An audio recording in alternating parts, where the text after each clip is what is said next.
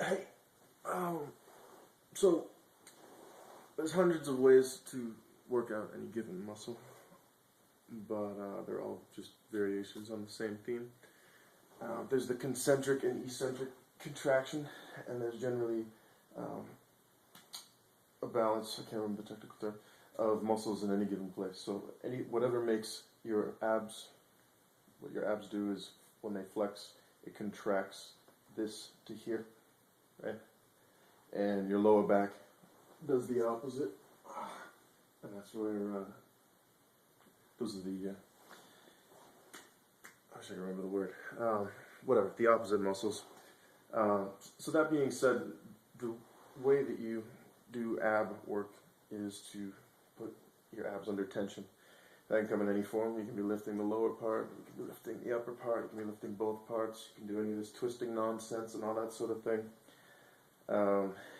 You don't actually have to move. And the sides, obviously, so any angle you're hitting things at, this is not doing this or that. These are stabilizing, but it's working up here.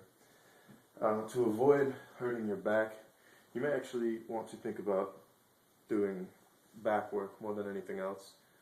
For back work, you can do anything, and you can start with real tiny stuff like this, and just move your back around and loosen it up side to side, up and down. You can move it around a little bit.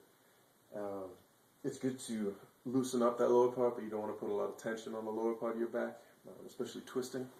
So, if someone hands you a medicine ball and tells you to go like this, you want to be careful and make sure that most of that rotation is happening in the upper back, not the lower back. You don't want to be turning down here. You want to be turning up here.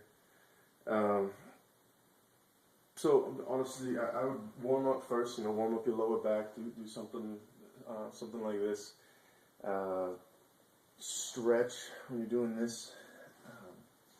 You can elongate your spine, so you're kind of pointing your forehead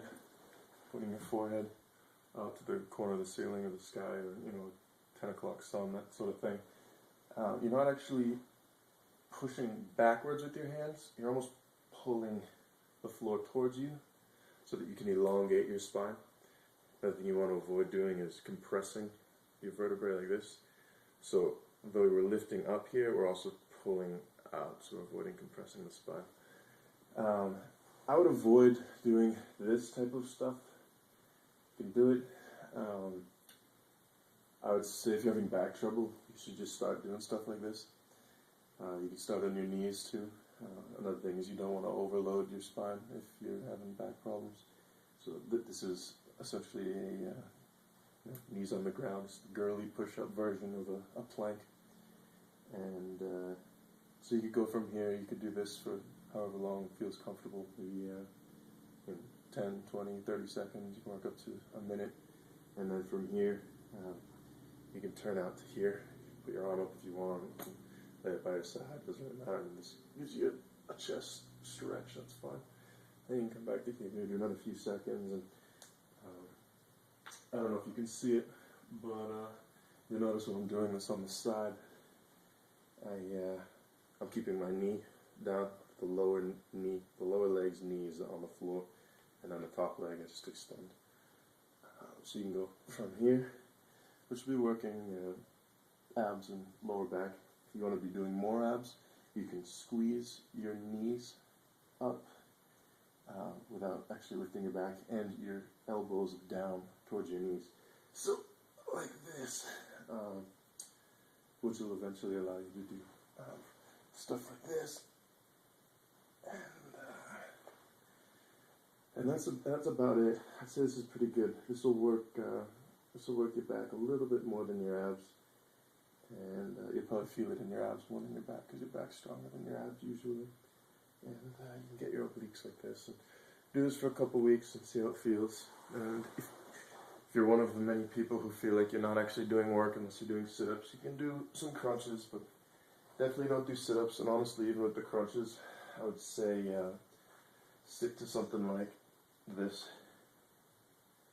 From here to shoulder blades off, shoulder blades down, shoulder blades off, shoulder blades down.